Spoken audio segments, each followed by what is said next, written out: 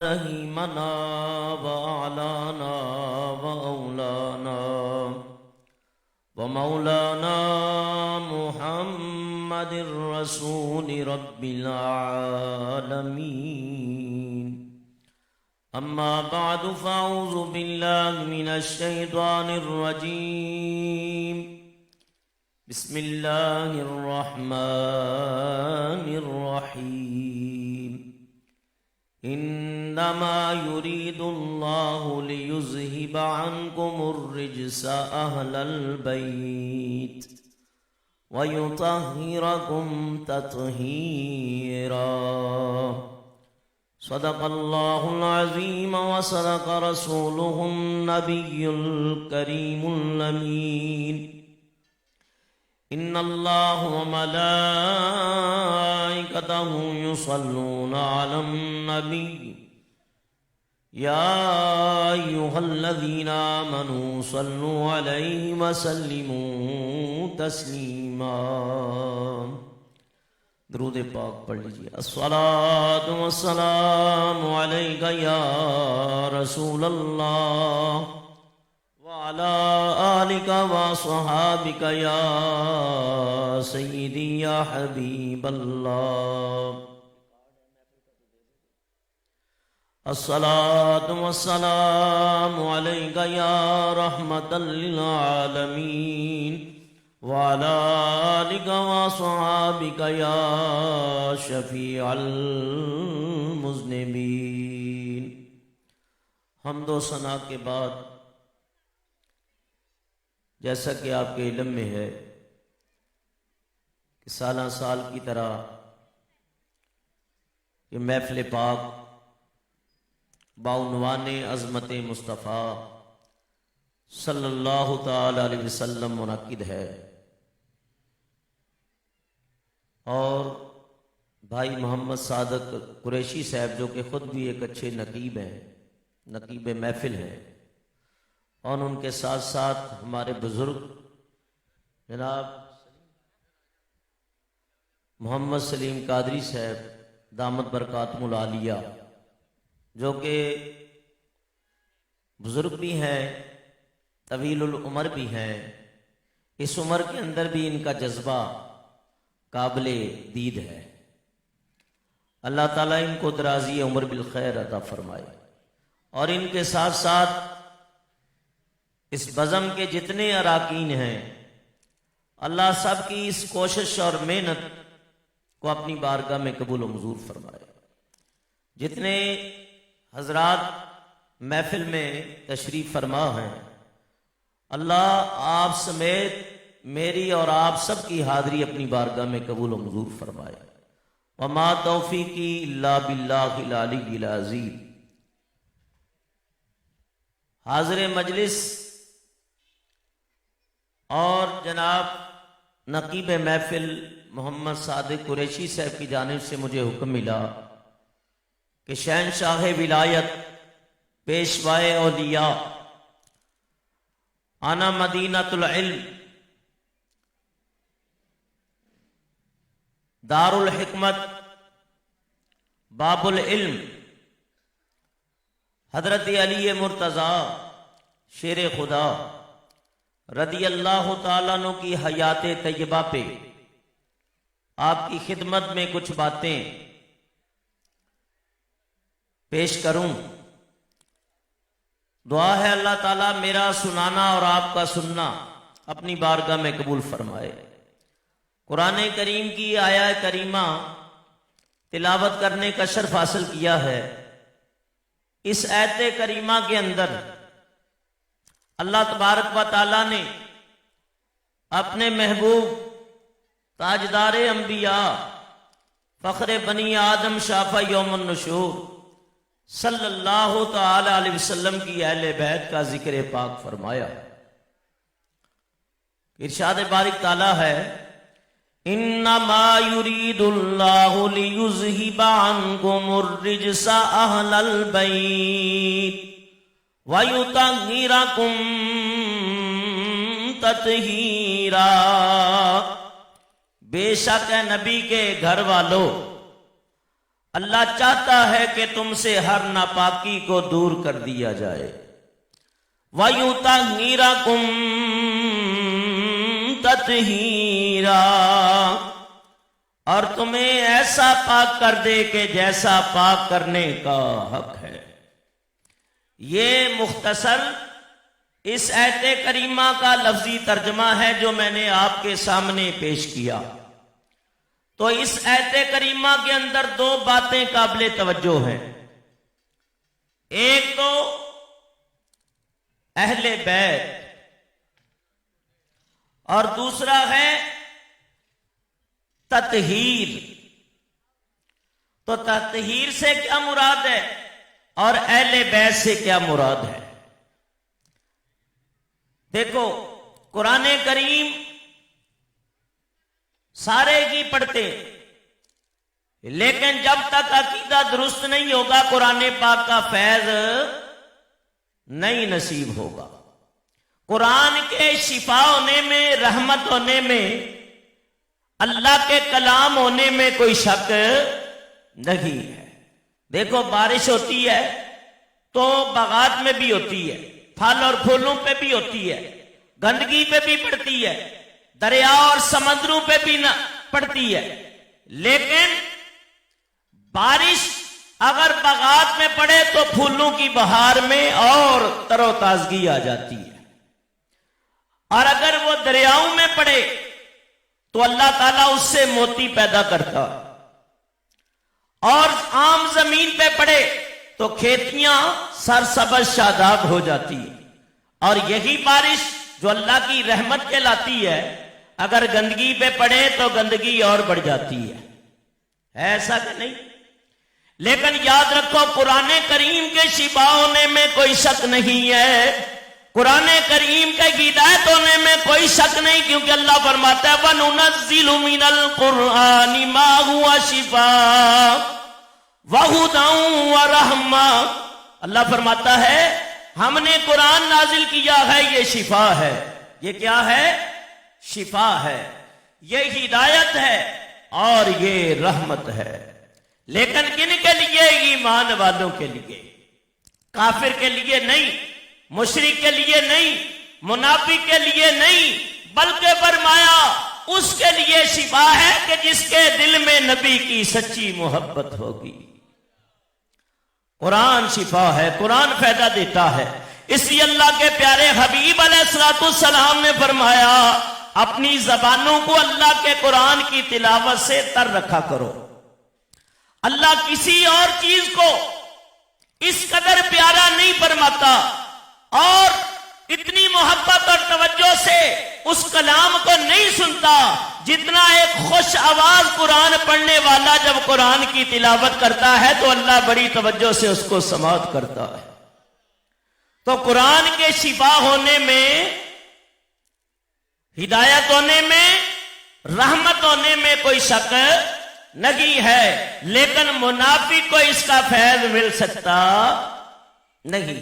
میری عادت ہے 7 اشعار بھی پڑھتا ہوں، عادت ہے، اور جو سمجھنا ہے ہاتھ کھڑے کر دینا، میں اس کا ترجمہ بھی کر دوں گا. فرمایا کالے منہ کدی چٹے نہیں ہوندے پویں سیمن سابن لائیے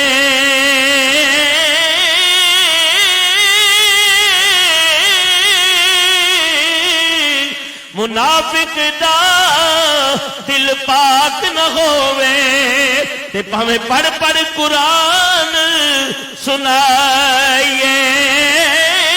فرمایا قرآن پڑھا ہے تو صدیق اکبر نے پڑھا ہے، قرآن پڑھا ہے فاروق اعظم نے پڑھا، عثمان غنی علی مرتضیٰ نے پڑھا، یا حبش کے بلال نے پڑھا ہے. فرمایا جنہوں نے قرآن عشق مصطفیٰ کی روشنی میں پڑھا ہے قرآن کا فیض ملا ہے. کچھ لوگ آ گئے عرض کرنے لگے اللہ کے حبیب یہ اپنے دوست اپنے پیارے یار کو سمجھائیں، یہ رات کے ٹائم گھر کے سین میں کھڑے ہو کے ابو بکر صدیق اونچی اونچی قرآن پڑھتے ہیں، ہماری عورتیں گھر سے نکل کے قرآن سننے کے لیے آ جاتی ہیں. اور بعض اوقات ایسا ہوتا ہے کہ ایسا اثر ہوتا ہے اس کلام کا کہ وہ کلمہ پڑھ کے مسلمان ہونے لگ جاتے ہیں۔ قرآن میں شفا ہے کہ نہیں ہے؟ فرمایا کہ حضرت عبداللہ ابن مسعود رضی اللہ تعالیٰ عنہ فرماتے ہیں مکہ شہر کا مقام ہے، للذی ببکۃ مبارک ہے، یہ مبارک مقام ہے، حرم کی سرزمین کے قریب ہے۔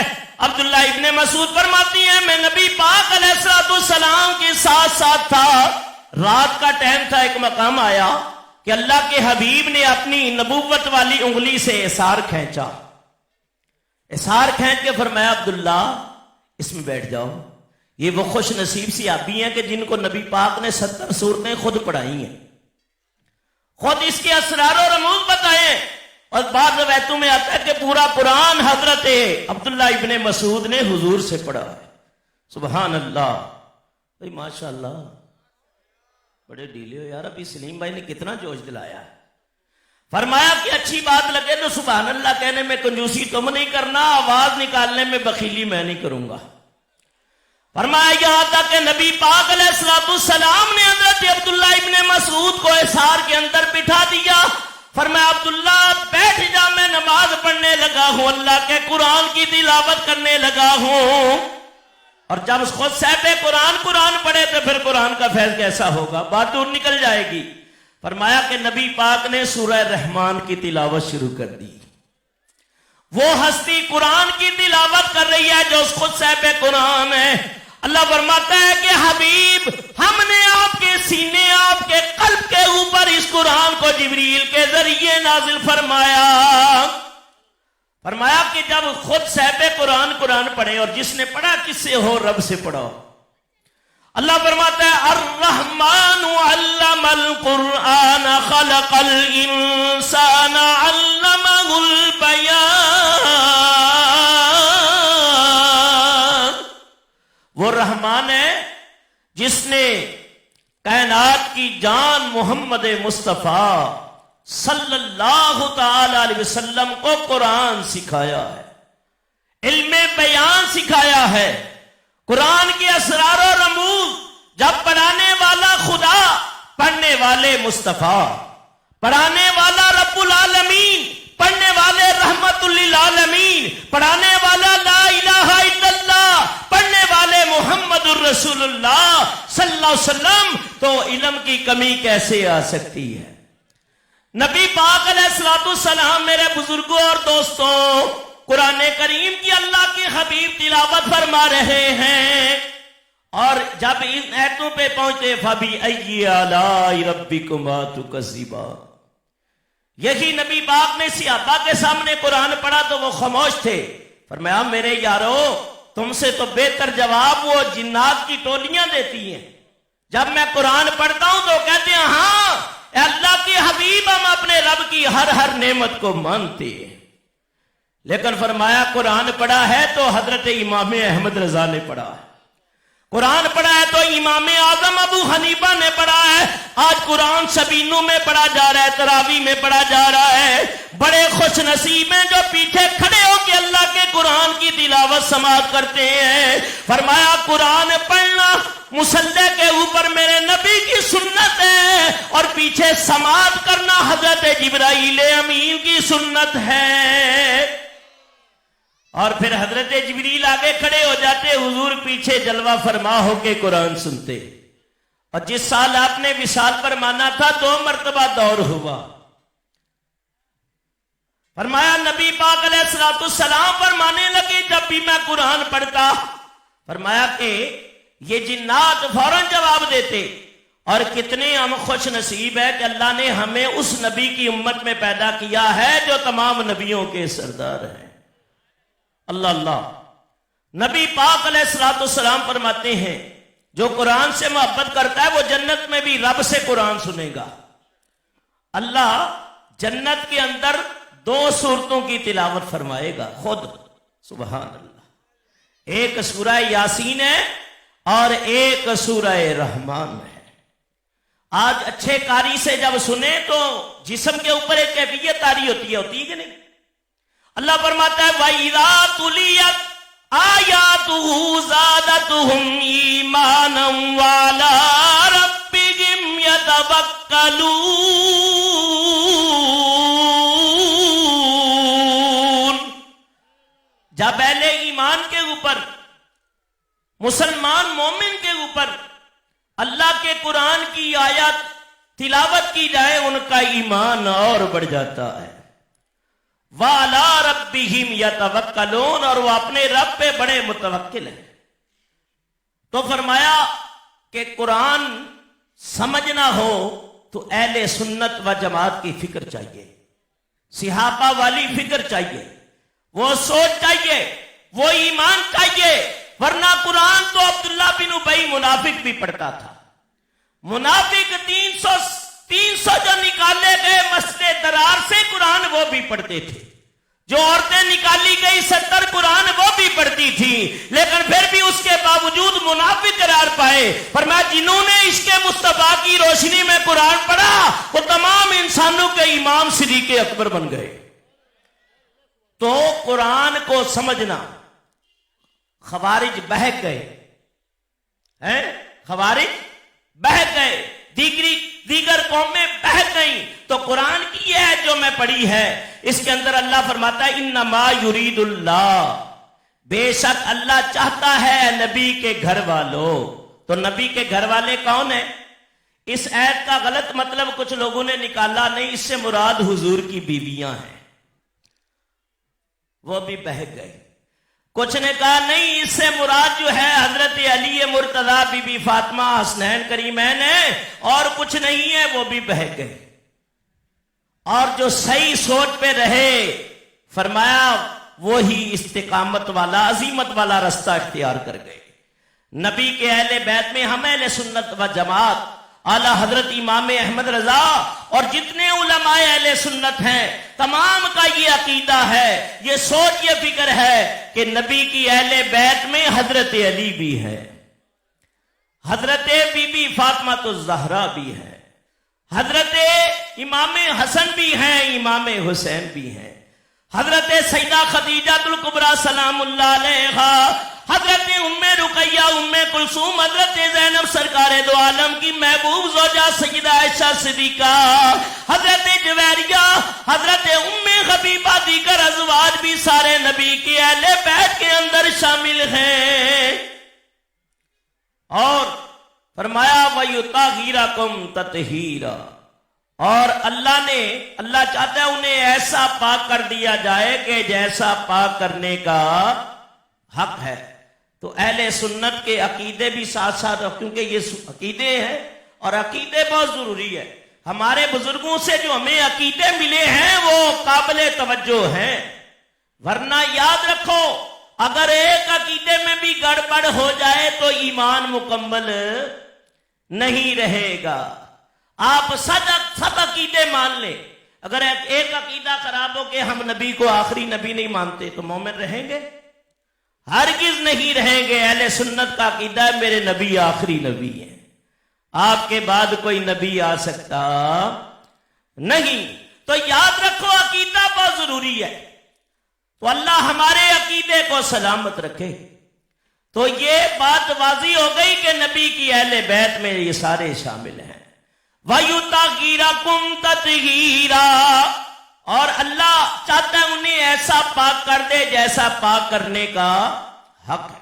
تو اہل سنت کا عقیدہ کیا ہے؟ جتنے انبیاء ہیں، مرسلین ہیں، سب معصوم ہیں، سب معصوم عن الخطا ہیں، اللہ نے انہیں خطاؤں سے پاک رکھا ہے۔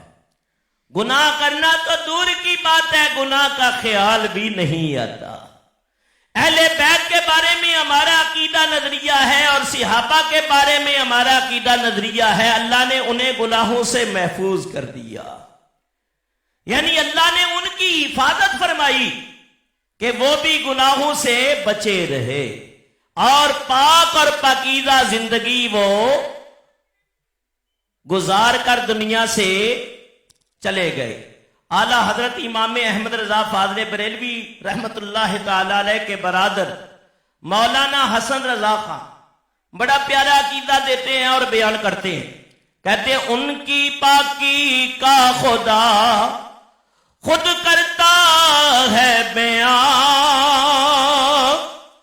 ان کی پاکی کا خدائی پاک کرتا ہے بیان، آیت تطہیر سے ظاہر ہے شان اہل بیت، آیت تطہیر سے ظاہر ہے شان اہل بیت، کس زبان سے ہو بیان عز و شان اہل بیت، قدر والے جانتے ہیں قدر و شان اہل بیت۔ تو یہ آیت آپ کو سمجھ آ گئی کہ اللہ کے نبی صلی اللہ علیہ وسلم کے گھر والے بھی، اور اللہ نے ان سے ہر ناپاکی کو دور کر دیا، اور آج جس ہستی کا ذکر ہے ان کا نام علی ہے، نام علی ہے، اور فرمایا حضرت علی کی ولادت ہوتی ہے اور بارگاہ رسالت مآب میں پیش کر دیے جاتے ہیں۔ اللہ اللہ، سنو اور ایمان تازہ کرو۔ مجھے پتہ ہے آپ نے سبحان اللہ سے مجھے حوصلہ افزائی نہیں کرنی، کرتے رہو گے تو مجھے بڑا مزہ آئے گا۔ تو یاد رکھو حضرت علی کی ولادت ہوئی، بعد نے کہا کہ کعبے میں ہوئی۔ اس روایت کو بھی مناقب نواسہ سید الابرار نے بیان کیا۔ بعد کہتے ہیں کہ جی اس کے اندر اختلافات ہیں، چلو جی اس کو بھی ایک طرف رکھ دو۔ ہم یہ کہتے ہیں کچھ بھی ہو، پیدا ہونے والا علی جو ہے اتنا خوش نصیب ہے کہ نبی کی نبوت کے زمانے میں آیا ہے۔ فرمایا نبی پاک علیہ السلام کی بارگاہ میں حضرت علی کی ولادت ہوئی، حضور کی بارگاہ میں پیش کر دیا گیا۔ نبی پاک علیہ السلام نے ید اللہ والے ہاتھوں سے علی کو غسل دیا۔ نبی پاک غسل دے رہے ہیں، علی کو غسل دینے والے نبی، اور نبی کو وصال کے بعد آخری غسل دینے والے علی ہیں۔ فرمایا نبی پاک علیہ السلام نے جب غسل دیا تو حضور کی نبوت والی آنکھوں سے آنسو گر رہے تھے۔ نبی پاک علیہ السلام سے عرض کیا آقا آپ کی آنکھوں میں آنسو؟ فرمایا مجھے کچھ وقت یاد آ رہا، آج پہلا غسل علی کو نبی دے رہا اور نبی کو آخری غسل علی دے گا۔ اور حضرت علی فرماتے ہیں جس طرح حضور نے فرمایا نا اسی طرح ہوا، ادھر ادھر نہیں ہوا۔ زمانے بدلے، زمانے کے حالات بدلے، موسم بدلے، فرمایا کہ انقلاب برپا ہو گئے، لیکن فرمایا جو آقا جو تیرے منہ سے بات نکلی وہ ہو کے رہی۔ وہ زبان جس کو سب بے کل کی کل جی کہیں، اس کی نافذ حکومت پہ لاکھوں سلام۔ یعنی نبی پاک علیہ السلام نے غسل دیا۔ حضرت علی فرماتے ہیں جس طرح اللہ کے محبوب نے فرمایا تھا میں نے آخری غسل حضور کو دیا، نبی پاک کی ناف نبوت پہ پانی کے قطرے ٹھہر گئے۔ آپ فرماتے ہیں کچھ مسائل میں پریشان تھا، جب وہ قطرے میں نے چوس لیے تو مجھے علم کے 1000 باب نصیب ہوئے، 1000 باب نصیب ہوئے۔ نبی پاک علیہ السلام نے فرمایا چاچی اس کا نام کیا رکھیں؟ عرض کی آپ کے ہوتے ہوئے میں کیسے نام رکھ سکتی ہوں؟ ہاں جب یہ پیدا ہوا تھا تو ہاتھ غیبی سے آواز آئی تھی اس کا نام علی رکھنا، فَاسْمُهُ شَامِخٌ عَلِيٌّ وَالْعَلِيُّ أَشْتَقُّ مِنَ الْأُولَىٰ، کہ فرمایا علی کا نام علی اس لیے ہے کہ علی جو ہے یہ مشتق ہے اولا سے، بلندی سے، تو علی کا معنی بلندی۔ فرمایا علی کو اللہ نے ایسی بلندیاں دی ہیں کائنات میں ایسی بلندی کسی کو نہیں ملی ہے۔ اللہ تعالیٰ نے وہ مرتبہ اور مقام عطا فرمایا حضرت مولا کائنات علی مرتضیٰ شیر خدا رضی اللہ تعالیٰ عنہ کو۔ اس لیے اللہ کے حبیب امام حاکم نے المستدرک کے اندر اس روایت کو لیا۔ سنو، آپ فرماتے ہیں قال النبی صلی اللہ علیہ وسلم ان علی منی وانا منہ، حضور فرماتے ہیں بے شک علی مجھ سے ہے اور میں علی سے ہوں۔ اور بھی 3 ہستیاں جن کے بارے میں یہ الفاظ نبوت ادا ہوئے ہیں، فرمایا کہ میں علی، علی مجھ سے اور میں علی سے، یعنی علی میرے اصحاب میں سے بھی ہے، میرے خاندان والوں میں سے بھی ہے، اس میں کوئی شک ہے، میرے گھر والوں میں سے ہے، میرے رشتہ داروں میں سے ہے اور میری اتباع کرنے والوں سے ہے، یعنی علی مجھ سے ہے، علی مجھ سے ہے۔ وَأَنَا مِنْهُ عَلِيُّ، میں علی سے ہوں۔ اس کا مطلب کیا ہے؟ تو مفسرین اپنی اپنی تحقیقیں پیش کرتے ہیں، جس کو جتنا علم نصیب ہوا اس نے اس قدر بحر علم کے اندر غوطے لگا کے علم کے موتی نکالے، علم کے نقطے نکالے۔ حضرت سلطان بہو رحمۃ اللہ علیہ وہ فرماتے ہیں عمارن ٹپی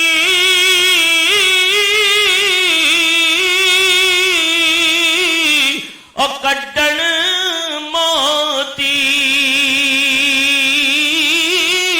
تے اپنو اپنی واری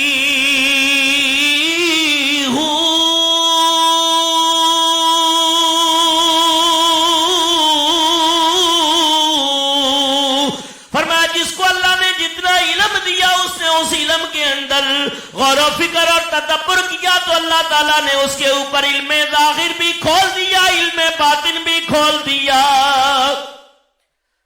یہ نہیں ہے کہ ایک علم والا ہو، نہیں، ایک کے اوپر دوسرا ہے۔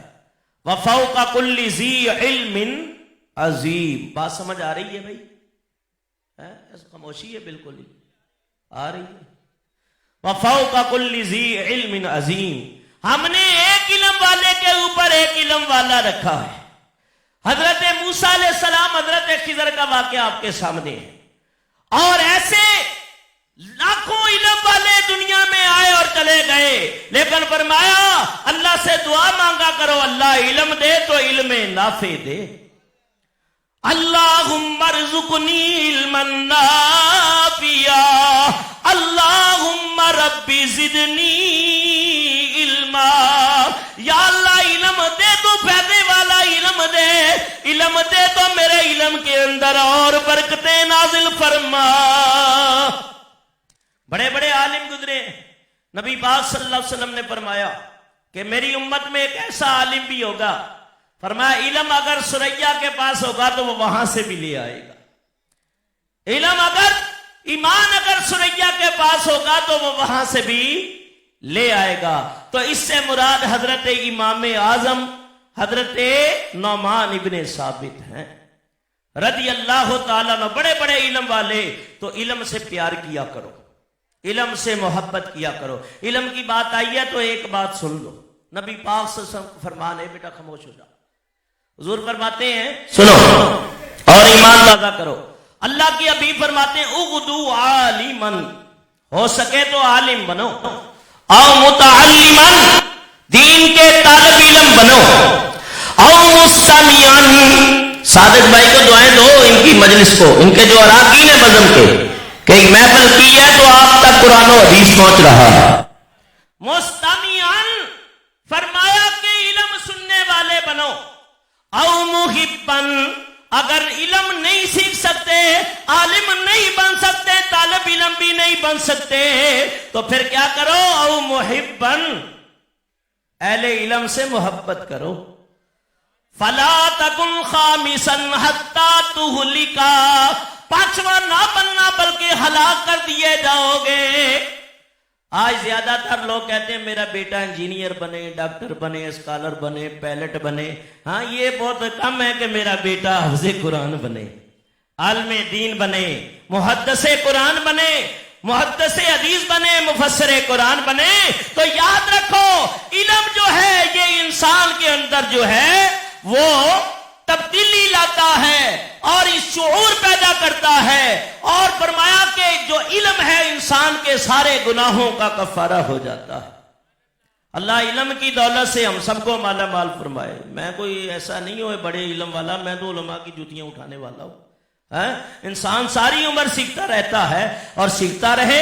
فرمایا نبی پاک علیہ الصلوۃ والسلام آپ نے حضرت علی کا نام علی رکھا اور فرمایا کہ علی کے نام کو پھر وہ دوام ملا کہ آج لوگ اپنے بچوں کا نام علی رکھنا اپنے لیے سعادت سمجھتے ہیں. اور بعد نے یہاں دھوکہ کھایا. وہ کہتے ہیں قرآن پاک میں آیت الکرسی ہے نا، تیسرے پارے میں ہے نا، تو آیت الکرسی کے آخر میں کیا آتا ہے؟ وَهُوَ الْعَلِيُّ الْعَظِيمُ. بعض احمقوں نے یہ عقیدہ گڑھ لیا ہے اس سے مراد علی ہے. اپنا نیا، جس کو دیکھو 2 فٹ کی مسجد بنا کے مفتی بنا بیٹھا ہے، جس کو چاہے قرآن کی آیتوں سے ایسے ایسے مسائل استنباط اپنی مرضی سے کرنا شروع کر دیا، استدلال لانا شروع کر دیا.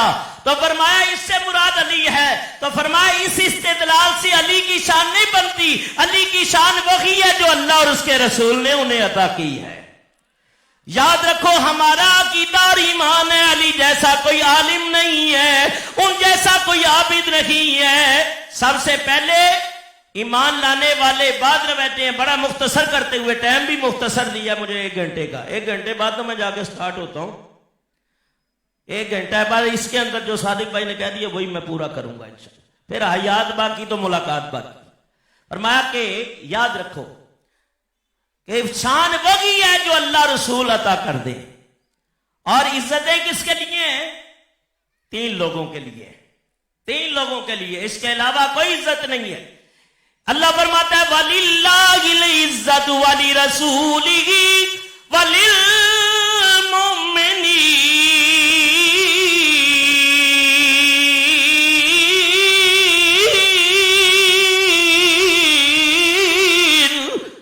فرمایا لوگوں یاد رکھو عزت اللہ تعالیٰ کے لیے ہے، اس کے رسول کے لیے ہے.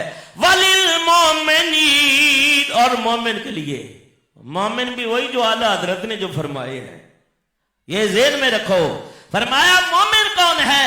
جس کے سارے عقیدے بھی ٹھیک ہوں، صحابہ کی عظمت کو بھی سلام کرے اور نبی کی اہل بیت کو بھی مانے. الحمدللہ اہل سنت و جماعت صحابہ کو بھی مانتے ہیں، نبی کی اہل بیت کو بھی مانتے ہیں. اہل سنت کا ہے بیڑا پار اصحاب حضور. اہل سنت کا ہے بیڑا پار اصحاب حضور. نجم ہے اور ناؤ ہے اطرت رسول اللہ کی. نجم ہے اور ناؤ ہے اطرت رسول اللہ کی. نجم سے مراد ستارے. اور ستارے کون ہیں؟ صحابہ ہے. کون ہے؟ ذرا اونچی آواز سے.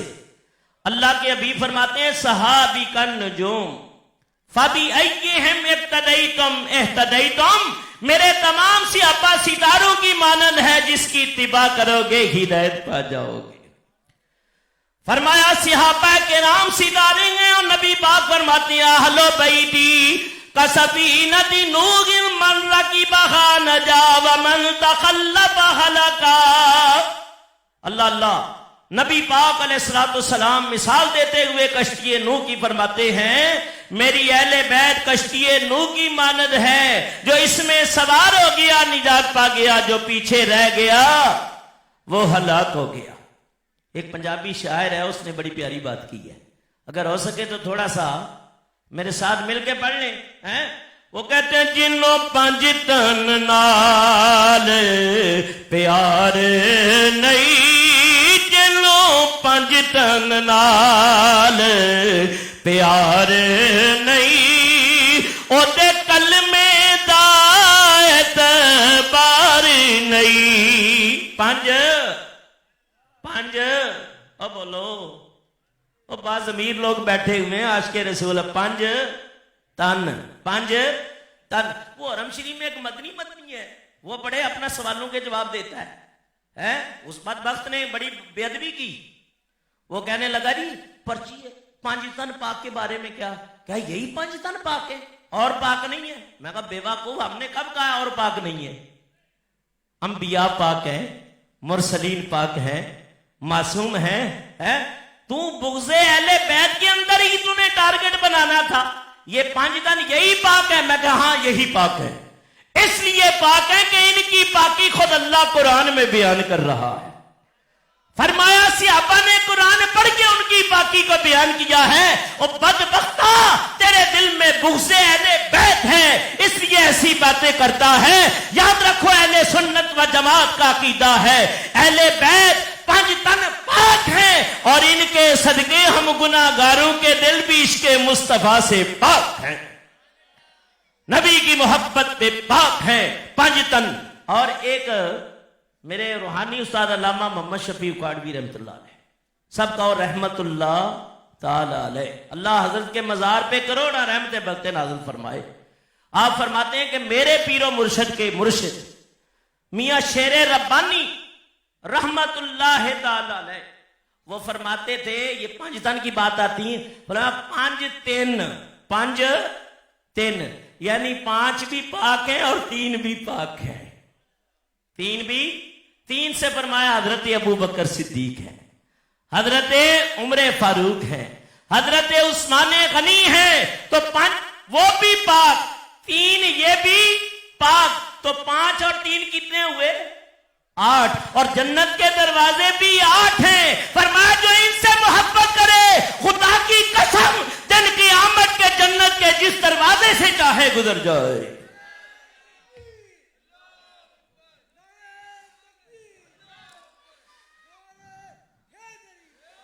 لوگ رشتہ داریاں نبھاتے ہوئے بات نہیں کرتے، حق بات نہیں کرتے، یہ ہو جائے گا وہ ہو جائے گا۔ میں کہتا دفع کرو لوگوں کو، حق بات کلمہ حق بلند کرو، ہے کہ روٹھتی گئی دنیا تو روٹھے، ارے میرا رشتہ نبی سے نہ ٹوٹے، روٹھتی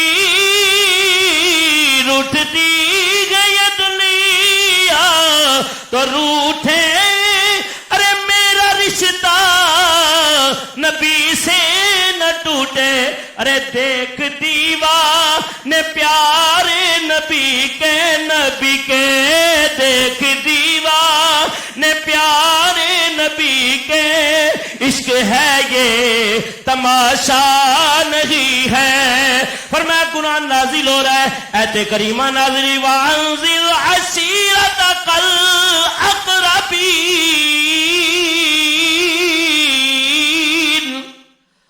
قرآن پاک کی آیت نازل ہوئی، اے پیارے محبوب اپنے قریبیوں کو بلاؤ، قریبیوں کو بلاؤ، بلا کے انہیں ڈراؤ، اللہ کی وحدانیت کی طرف بلاؤ، رب کی بندگی کی دعوت دو، انہیں دین اسلام کی تبلیغ کرو، انہیں بتاؤ یہ بتوں کے سامنے جھکنے کے لیے اللہ نے یہ چہرہ نہیں بنایا، اپنے ہاتھوں سے بنائے ہوئے تراشے ہوئے ہیں، پیتل کے، چاندی کے، لوہے کے، تانبے کے، جس کے بنائی ہوئی یہ مورتیاں، ان کے اندر کوئی حس نہیں ہے، رمق نہیں ہے، چہرہ جھکانا ہے تو سچے پروردگار کی بارگاہ میں جھکاؤ۔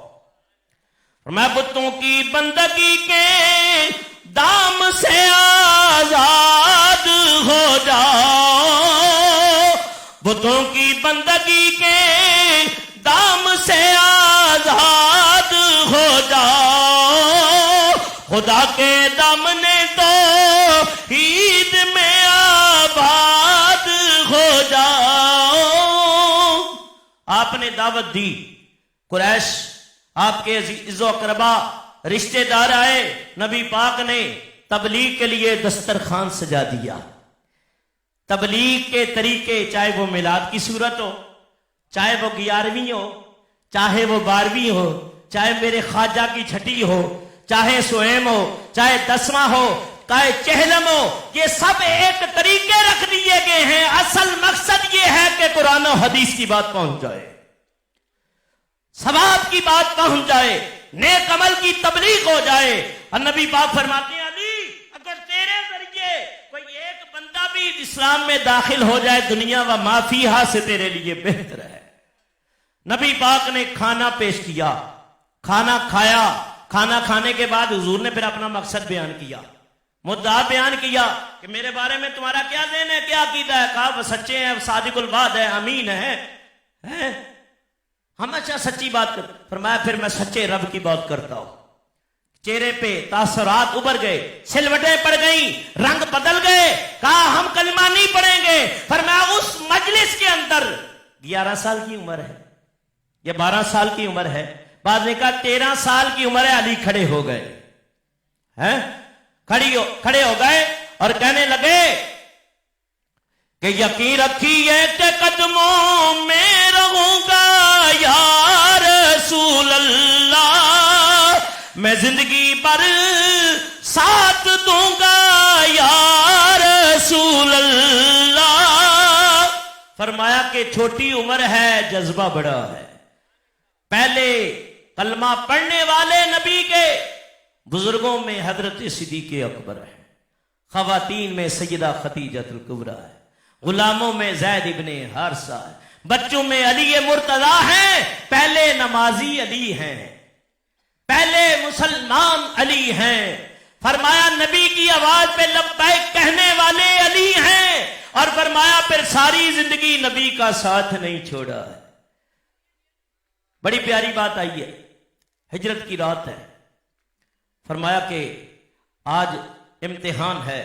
اللہ فرماتا ہے یریدون لیطفئوا نور اللہ بافواہہم واللہ متم نورہ ولو کرہ الکافرون۔ کافر چاہتے ہیں اللہ کے نور کو اپنی پھونکوں سے بجھا ڈالیں، لیکن اللہ اپنے نور کو پورا کر کے رہے گا۔ ولو کرہ الکافرون، اگرچہ کافروں کو یہ برا ہی لگے۔ فرمایا نبی پاک علیہ السلام نے ہجرت کی رات فرمایا علی مرتضیٰ کو طلب کیا۔ فرمایا علی آج تیرا بھی امتحان ہے، آج ہمارا بھی امتحان ہے۔ علی نبی کی خدمت میں حاضر ہے۔ نبی پاک نے فرمایا علی یہ امانتیں سپرد کر کے مدینہ المنورہ آ جانا۔ حضرت علی نبی کے بستر کے اوپر چادر نبوت لے کے لیٹ گئے۔ نزل جبرائیل و میکائیل، فرمایا اتنے میں جبریل بھی نازل ہو گئے، میکائیل بھی نازل ہو گئے۔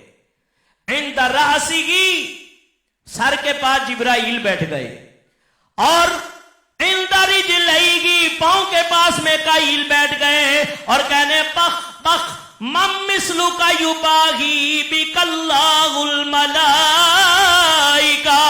اے علی تیری بہادری کے اوپر آج ہم داد دے رہے ہیں کہ دنیا کے اندر تیرے جیسا کوئی خوش نصیب نہیں کہ آج تو نے اللہ کے نبی کے لیے اپنی جان کو قربان کر دیا۔ اللہ اللہ، نماز عشق تلواروں کے سائے میں ادا ہوتی ہے۔ فرمایا کہ علی سوتے رہے، وہ آئے 12 قبیلوں والے، اور جب پاسا پلٹا کہا نبی کہاں ہے؟ کہا بیوقوفو، پہرا رات تم دیتے رہے، پوچھ مجھ سے رہے ہو، پہرا تم دیتے رہے۔ فرمایا نبی پاک علیہ السلام کی بارگاہ میں علی مرتضیٰ پہنچے، اور یہ وہ خوش نصیب ہیں۔ فرمایا علی وہ ہے کہ جس کو اللہ نے یہ مرتبہ اور مقام، یہ درجہ عطا فرمایا ہے۔ سنو اللہ کے حبیب فرماتے ہیں من حب علی، فرمایا جس نے علی سے محبت کی، فقد حبنی فقد احب اللہ، جس نے علی سے محبت کی، حضور فرماتے ہیں اس نے مجھ سے محبت کی، اور جس نے مجھ سے محبت کی اس نے اللہ سے محبت کی۔ من ابغض علی فقد ابغضنی، بعد نے یہ بھی حدیث کے الفاظ ہیں، فرمایا کہ یؤذونی من اذاہا، جس نے انہیں تکلیف دی اس نے مجھے تکلیف دی۔ من ابغض فقد ابغض اللہ، جس نے علی سے بغض رکھا اس نے مجھ سے رکھا، جس نے مجھ سے رکھا اس نے اللہ سے رکھا۔ اور امام حاکم نے المستدرک کے اندر اس روایت کو لیا ہے، بلکہ نبی پاک صلی اللہ علیہ وسلم فرماتے ہیں جو ان سے لڑا وہ مجھ سے لڑا۔ اور پھر نبی پاک صلی اللہ علیہ وسلم کی بارگاہ میں دونوں شہزادے آئے، حضرت امام حسن ہے، امام حسن ہے۔ من حبنی ابنینی، جس نے یا اللہ میرے ان 2 بیٹوں سے محبت فرما، اور یا اللہ کرم کر کے لوگ بھی ان سے محبت کرے۔ اور فرمایا جس نے ان سے محبت کی وَأَبُوهَا اور ان کے والد سے محبت کی وَأُمَّهَا اور ان کی والدہ سے محبت کی، اللہ کے حبیب فرماتی ہیں کَانَ مَعِيَ دَرَجَتِي يَوْمَ الْقِيَامَةِ، قیامت کے دن جو درجہ مجھے نصیب ہوگا ان سے محبت کرنے والے کو بھی اللہ وہی درجہ عطا کرے گا۔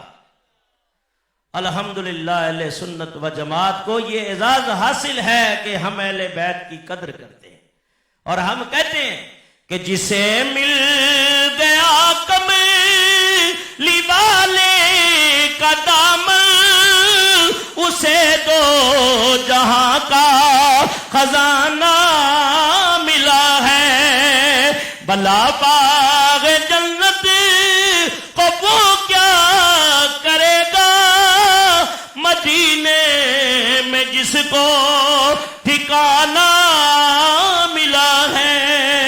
اور عقیدے کی بات ٹھیک ہے، میں لگاؤں جب آپ اشارہ کریں گے تب انشاءاللہ۔ کہتے ہیں نمازیں پڑھے جا، اذانیں دیے جا، شب و روز سجدے پہ سجدے کیے جا، اذانیں اسی کی، نمازیں اسی کی، جسے پنج تن کا گھرانہ ملا ہے۔ اب موٹی موٹی باتیں سنو اور ایمان تازہ کرو، علی کی بہادری سنو، علی کی عبادت، علی مرتضیٰ کا علم، اور پھر آخر میں شہادت۔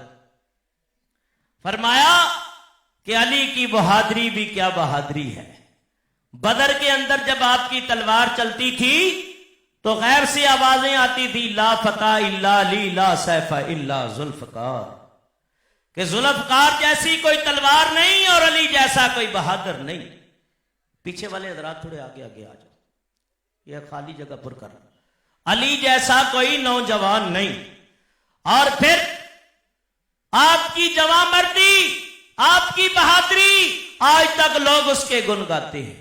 اور پاکستانی افواج کے اندر جو وطن کی حفاظت کرتے ہوئے ہمارے فوجی نوجوان جان کی قربانی پیش کر گئے، وہ ہمیشہ کے لیے امر ہو گئے، کیونکہ شہادت بہت بڑا درجہ ہے، مرتبہ اور مقام ہے کہ اللہ کے حبیب فرماتے ہیں آج اصحاب بدر کا دن بھی ہے، اور نبی پاک صلی اللہ علیہ وسلم، یار ایک نوجوان آگے بیٹھ جائے، ان بچوں کو خاموش کرائے، ذہن ادھر ادھر بڑھ جاتا ہے۔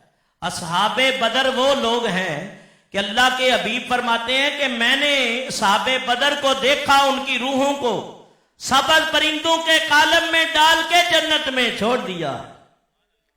اللہ فرماتا ہے وَلَا تَقُولُوا لِمَن يُقْتَلُ فِي سَبِيلِ اللَّهِ أَمْوَاتٌ بَلْ أَحْيَاءٌ وَلَٰكِن لَّا تَشْعُرُونَ، جو اللہ تعالیٰ کی راہ میں قتل ہو جاتے ہیں یا مار دیے جاتے ہیں انہیں مردہ مت کہو، بَلْ أَحْيَاءٌ وَلَٰكِن لَّا تَشْعُرُونَ، بلکہ وہ زندہ ہیں اور تم ان کی زندگی کا شعور نہیں رکھتے۔ یعنی شہید جیسے ہی جام شہادت نوش کرتا ہے، اللہ کی راہ میں اپنی فانی زندگی کو قربان کرتا ہے، تو ہمیشہ رہنے والی باقی زندگی اللہ عطا کرتا ہے۔ جیسے کہ اللہ تعالیٰ کی راہ میں قربان ہوتا ہے، اس کے شہید کی شہادت پاتے ہی اس کے جسم سے خون کے فوارے جو نکلتے ہیں وہ قطرے ابھی زمین پہ گرنے نہیں پاتے کہ اللہ شہادت والے کی بخشش فرما دیتا، اس کی روح آسمانوں کی طرف چڑھتی ہے۔ اور اللہ کے محبوب علیہ الصلوۃ والسلام فرماتے ہیں اللہ کے عرش کے نیچے، عرش اللہ کی عرش کے نیچے نور کی قندیلیں ہیں، قندیلیں، یہ روحیں وہاں جا کے قرار پاتی ہیں۔ کتنا بڑا درجہ!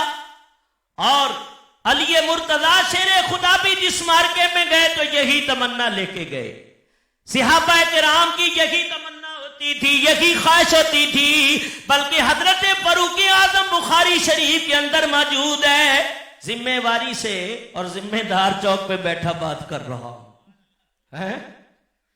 حضرت فاروق اعظم فرماتے ہیں، دعا کرتے ہیں، اللہم ارزقنی شہادتا فی سبیلک وجعل موتی فی بلد رسولک، یا اللہ عمر کو اپنی راہ میں شہادت کی موت عطا فرما، اور موت آئے تو تیرے رسول کے شہر میں آئے صلی اللہ علیہ وسلم۔ اور مدینہ، سبحان اللہ، میرے آقا فرماتے ہیں ہو سکے تو مدینے میں مرو، جس کو مدینے میں موت آ جائے۔ کتنے خوش نصیب ہیں جو عمرے پہ پہنچے ہوئے۔ میں رمضان کی ساتوں میں جو عمرہ کرتے ہیں وہ ایسے سمجھو کہ نبی پاک کے ساتھ اس نے حج کیا ہے۔ قیوم ولدت امہ، وہ اس دن کی طرح ہو جاتا ہے جیسے آج ماں کے بدن سے نکلا ہے۔ کتنے خوش نصیب ہیں کہ جو حضور کی بارگاہ میں پہنچے ہوئے۔ اللہ آپ کو بھی لے جائے، آج مدینے کا عمرے کا ٹکٹ بھی ہے، سبحان اللہ۔ اور ہم کہتے ہیں یا رسول اللہ مہربانی فرمائیں، کرم فرمائیں، اور ہم گناہگاروں کو بھی اپنی قدموں میں آنے کا شرف عطا فرمائیں۔ نبی پاک علیہ السلام کے بہت سارے صحابہ اس نعمت اور انعام سے سرفراز کیے گئے۔ حضرت علی مرتضیٰ بدر میں ان کے بہادری کے جوہر ہے۔ ہم کہتے ہیں شاہ مرداں شیر یزداں قوت پروردگار، شاہ مرداں شیر یزداں قوت پروردگار، لا فتح الا علی لا سیف الا ذوالفقار۔ فرمایا خیبر کا محاصرہ ہے، 39 دن بعد نے روایتیں کی ہیں محاصرہ رہا۔ سیدنا صدیق اکبر نے محاصرہ رکھا، حضرت عمر فاروق بھی محاصرہ کر کے جلوہ فرما رہے، اور 40ویں دن بنفس نفیس اللہ کے محبوب خود تشریف لے گئے۔ یہ بخاری کے اندر بھی یہ باب الجہاد پڑھ کے دیکھو، مشکات بھی پڑھ کے دیکھو، مناقب علی، سبحان اللہ۔ دیگر حدیث کتب اس بات کا بیان اور منہ بولتا ثبوت ہے۔ نبی پاک علیہ السلام تشریف لے گئے اور فتح نہیں ہو رہی، اللہ کے حبیب نے جا کے فرمایا لَأُوتِيَنَّهُ هَٰذِهِ الرَّایَةَ رَجُلًا يَفْتَحُ اللَّهُ بِيَدِهِ يُحِبُّ اللَّهَ وَرَسُولُهُ وَيُحِبُّ اللَّهَ وَرَسُولُهُ۔ سبحان اللہ۔ فرماتے ہیں کہ اللہ کے حبیب نے ارشاد فرمایا کل میں یہ جھنڈا اس کو عطا کروں گا کہ جس کے ہاتھ پہ اللہ فتح عطا کر دے گا۔ کہتے ہیں نبی نہیں غیب کا علم نہیں رکھتے، بے وقوف اور تیرا پیو رکھتا ہے۔ نبی کو تو اللہ نے اتنا علم عطا کیا ہے کہ علم کی کمی کوئی چھوڑی نہیں ہے۔ اللہ فرماتا ہے وَعَلَّمَكَ مَا لَمْ تَكُنْ تَعْلَمْ، اے حبیب ہم نے آپ کو وہ سب سکھا دیا جو آپ جانتے نہیں تھے۔ اور سب سے بڑی غیب والی ذات تو رب کی ہے، جب وہ نہ چھپی۔ اللہ فرماتے ہیں کہتے ہیں کعبے کے بدرو تجا تم پہ کروڑوں درو، طیبہ کے شمس الضحا تم پہ کروڑوں درود، اور کوئی غیب کیا تم سے نہاں ہو بلا، جب نہ خدا ہی چھپا تم پہ کروڑوں درود، جب نہ خدا ہی چھپا تم پہ کروڑوں درود۔ آج 100 سال ہونے کو ہے، آج بھی یہ ترانہ گایا جا رہا ہے۔ اہل سنت کے امام کی فکر اور یہ سوچ پیش کی جا رہی ہے۔ علماء اہل سنت کبھی ممبروں میں، کبھی محرابوں میں، کبھی چچل میدانوں میں، کبھی پہاڑوں میں، کبھی غاروں میں، کبھی بہاروں میں، فرمایا کہ یہی فکر پیش کر رہے۔ اللہ ہمیں اور ہمارے بچوں کو اس فکر پہ اوپر قائم و دائم رکھے۔ فرمایا صحابہ کے نام کی تمنا و آرزو تھی کلہم یرجونا، ہر ایک نے رات اس طرح بے چینی میں گزاری، کروٹیں بدلتے ہوئے گزاری کہ اسے کل یہ جھنڈا عطا کر دیا جائے، کل یہ جھنڈا دے دیا جائے۔ فرمایا جب صبح ہو گئی حضور نے فرمایا این علی ابن ابی طالب، اب علی بن ابی طالب کہاں ہے؟ یا رسول اللہ آئی نہیں یشتکی، یا رسول اللہ آنکھیں بیمار ہے۔ حضور یہی فرما سکتے چلو اس کی آنکھیں بھی خراب ہے کسی اور کو بھی لے آؤ، لیکن نہیں، حضور نے فرمایا علی کو ہی لاؤ، علی کو لاؤ، سامنے کیا، پٹی بندی، فرمایا کھولو، فرمایا فبصق رسول اللہ فبرأہ حتی کألم یکن وجع، فرمایا کہ ان یعطا ہذہ الرایا، کہ نبی پاک نے لعاب لگایا دونوں آنکھوں پہ، ٹھیک ہو گئی۔ حضور نے فرمایا لے علی، اب جھنڈا لے لے۔ علی فرماتے ہیں ایسا لگتا تھا کبھی آنکھیں خراب ہی نہیں ہوئی ہے، کبھی کوئی ایسا ڈاکٹر ہے کہ حکیم ہے تھوک لگا کے آنکھیں ٹھیک کر دے، تو کہیں بیوقوف ڈاکٹر ہے، اور تیرے تھوک سے جراثیم پھیلے، تیرے تھوک سے لوگ نفرت کریں، یہ میرے نبی کا لعاب ہے کہ قتادہ کی آنکھ پہ لگے تو ٹھیک ہو جائے، برا بن معرور کی ٹوٹی پنڈلی پہ لگے تو ٹھیک ہو جائے، یہودی کے کنویں میں ڈلے تو پانی کھارا میٹھا ہو جائے، فرمایا علی کی آنکھوں میں لگے تو آنکھیں ٹھیک ہو جائیں، جابر کے گھر ہنڈیا میں پڑے 1400 صحابہ کھانا کھا جائیں۔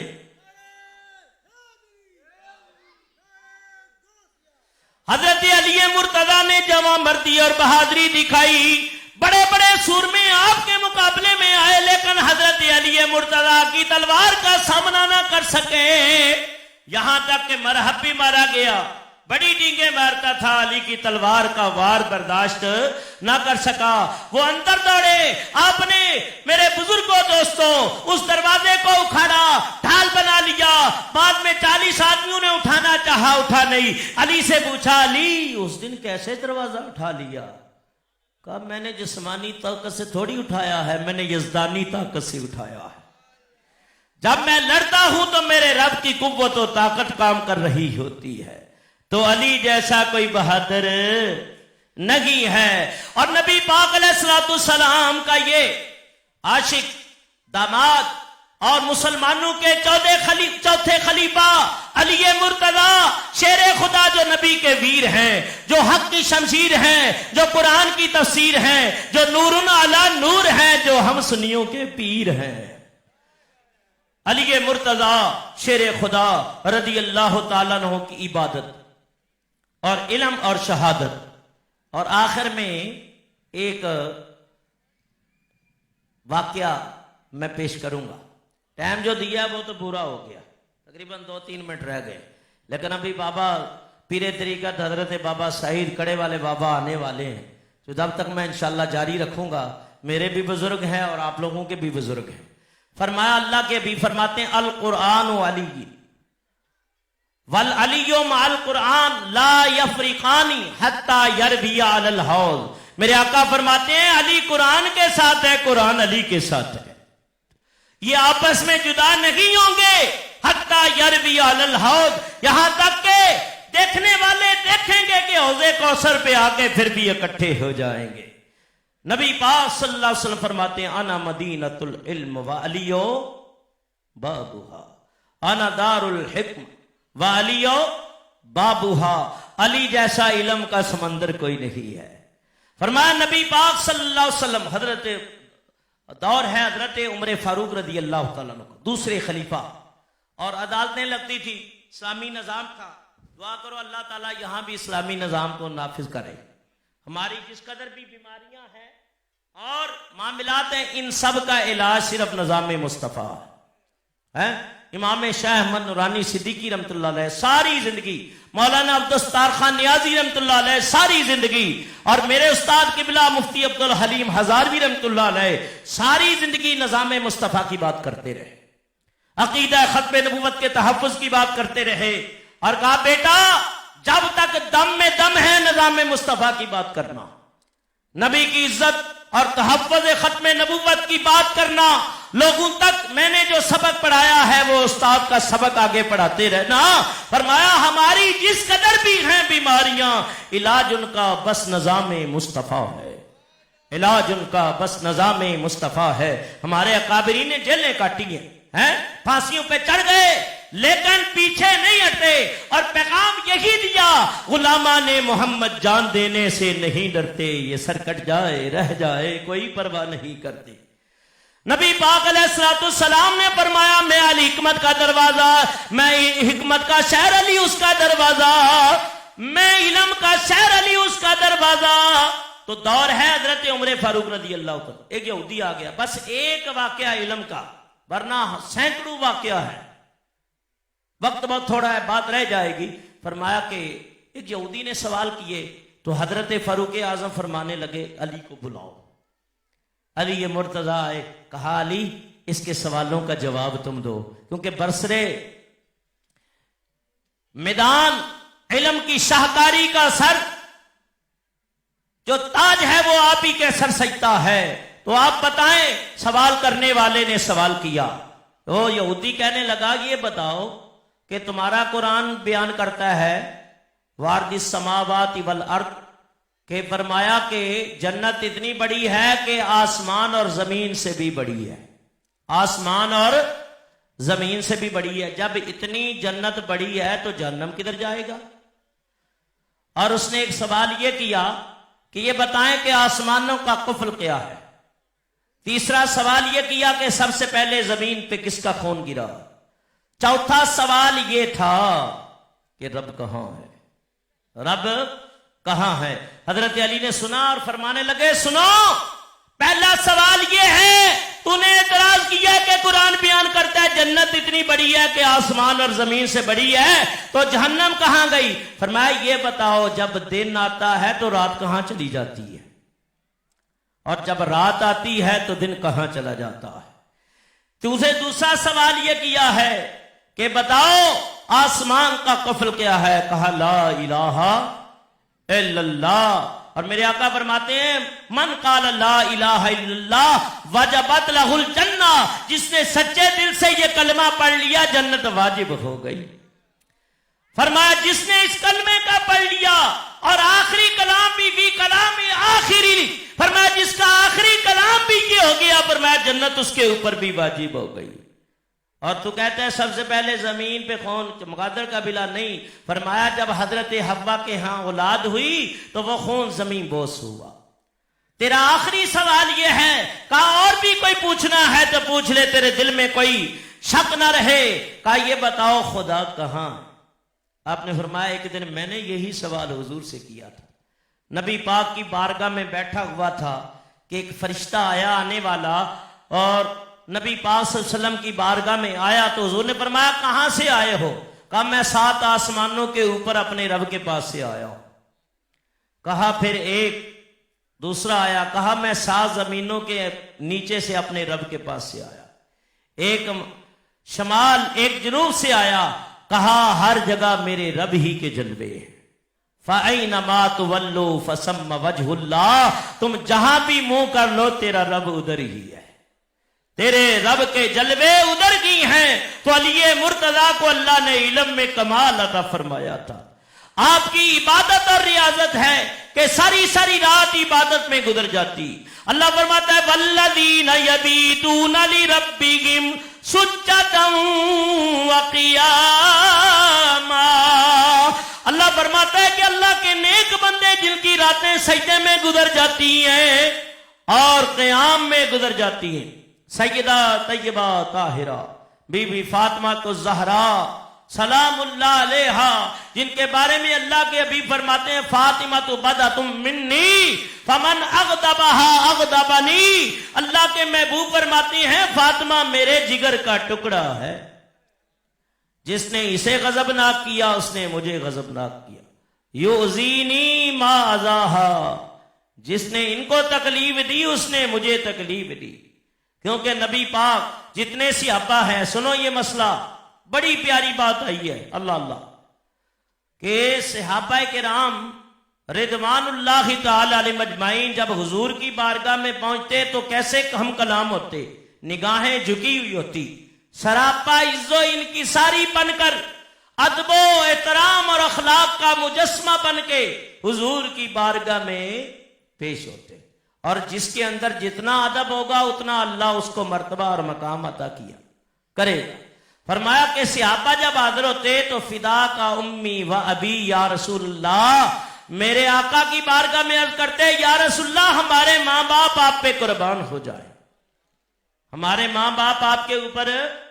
لیکن جب حضرت سیدہ طیبہ طاہرہ فاطمہ الزہرا رضی اللہ تعالیٰ عنہا حضور کھڑے ہو جاتے, اپنی بیٹی کے ماتھے کو چومتے نبی پاک ان کا ہاتھ پکڑ کے اپنی نبوت والی چادر پہ بٹھا دیتے اور اللہ کے حبیب اپنے منہ مبارک کو ناک کو سیدہ فاطمہ الزہرا کے سر انور پہ رکھ دیتے اور جیسے کوئی پھول کو خوشبو کو سونگھتا ہے نا ایسے حضور سونگھتے اور اللہ کے حبیب فرماتے میری بیٹی فاطمہ مجھے تیرے سر کے بالوں سے جنت کی کلیوں کی خوشبو آتی ہے۔ اور اللہ کی حبیب علیہ الصلوۃ والسلام میرے بزرگوں اور دوستوں اللہ کے محبوب فرماتے اے بیٹی فاطمہ تیرے اوپر میں محمد کے ماں باپ قربان ہو جائے۔ سبحان اللہ۔ بس 5 منٹ کے اندر میں سمیٹتا ہوں۔ فرمایا سیدہ طیبہ عابدہ زاہدہ یعنی خاتون جنت پہ لاکھوں سلام۔ تو نبی پاک صلی اللہ علیہ وسلم کی یہ محبت، یہ عنایتیں علی مرتضیٰ، بی بی فاطمہ الزہرا، حضرت حسنین کریمین جن کے بارے میں ترمذی کے اندر مشکات کے اندر حدیثیں الحسن والحسین سیدہ شباب اہل الجنہ، الحسن والحسین ریحانیہما فی الدنیا والآخرہ۔ اور اللہ کے محبوب فرماتے یا اللہ میں ان سے محبت کرتا ہوں تو ان سے محبت فرما۔ اور نبی پاک صلی اللہ علیہ وسلم پہلے فرما چکے تھے علی اس وقت کیا حال ہوگا تیرا جب ظالم دنیا میں 2 بدبخت، ایک وہ بدبخت جس نے حضرت صالح علیہ السلام کی اونٹنی کی کونچیں کاٹی تھی اور دوسرا وہ بدبخت جو میرے علی کے اوپر وار کرے گا تلوار سے۔ اے علی اس وقت کیا کرو گے؟ یا رسول اللہ میں صبر کروں گا۔ اور آخر وہ وقت آ گیا، رمضان شریف کی ساتیں ہیں اور خلافت کا زمانہ 4 سال 9 مہینے چند ایام ہے اور کوفہ کی سرزمین ہے۔ حضرت علی مرتضیٰ آپ فرماتے ہیں یا لیلۃ و لیلتان، 1-2 راتیں رہ گئیں۔ ایک دن آپ سحری حضرت امام حسن کے گھر کرتے، ایک دن حضرت جعفر بن طیار کے گھر میں کرتے۔ حضرت امام حسن نے جب آخری رات تھی نا ساری کی، ابا جان آپ 3 لقموں کے علاوہ زیادہ نہیں اٹھاتے؟ کہا بیٹا میں چاہتا ہوں جب اپنے نبی کی بارگاہ میں پہنچوں تو خالی پیٹ میں پہنچوں۔ آج وہ رات آ گئی ہے جس رات کی خبر مخبر صادق نے دی تھی اور عبد الرحمن ملجم المرادی بدبخت نے آپ سنت مؤکدہ کی نیت فرما کے اللہ اکبر کہہ چکے تھے، 1 رکعت پڑھ چکے تھے، دوسری رکعت میں قیام کی حالت میں تھے کہ ظالم نے پیچھے سے وار کیا، تلوار زہر میں بجائی ہوئی تھی جو آپ کے اس جگہ ماری تو کن پٹی اور ماتھے کو رنگین کرتی ہوئی چلی گئی۔ شہنشاہ ولایت ہادی انعام علی مرتضیٰ شیر خدا رضی اللہ تعالی عنہ کی داڑھی مبارک خون سے رنگین ہو گئی اور آپ فرما رہے تو ففزتو برب الکعبہ، رب کعبہ کی قسم میں کامیاب ہو گیا۔ کسے را میسر نشد این سعادت بکعبہ ولادت بمسجد شہادت۔ علی مرتضیٰ شیر خدا نے وصیت فرمائی امام حسن کو نماز فجر کی امامت کرو، اور جہاں تلوار کا وار پڑا کپڑے سے باندھ دیا گیا اور 18 رمضان المبارک کو وار کیا۔ 3 دن آپ حیات رہے اور یہاں اپنے شہادت پائی اور 21 رمضان المبارک کو نجف اشرف میں آپ کو سپرد کر دیا گیا خاک ابدی کے اندر، اور اللہ تبارک و تعالیٰ نے مقام شہادت کا درجہ اور مرتبہ اور مقام، اور قیامت تک علی مرتضیٰ کے عاشق اس مقام پہ آنسوؤں کے نذرانے عقیدت کے پھول برساتے رہیں گے۔ آپ نے نبی پاک سے 586 حدیثیں روایت کی ہیں۔ کتنی؟ 500، اور 20 حدیثوں پہ امام بخاری متفق ہے، 9 حدیثیں امام بخاری شریف کے اندر لائے اور 15 حدیثیں امام مسلم القشیری مسلم شریف کے اندر لائے ہیں، اور آپ کا مزار نجف اشرف میں آج ہی مرجائے خلائق ہے۔ دعا ہے، وقت کافی ہو چکا ہے اور حضرت کا بھی انتظار، شاید وہ آ جائیں، لیکن میں انہی لفظوں کے ساتھ اختتام کرتا ہوں کہ واللہ الہادی والمعین وما علینا الا البلاغ۔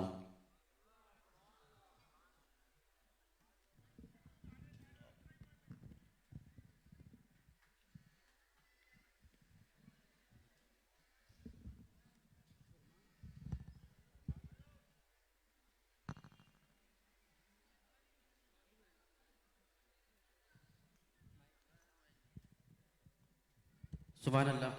حضرت علامہ مولانا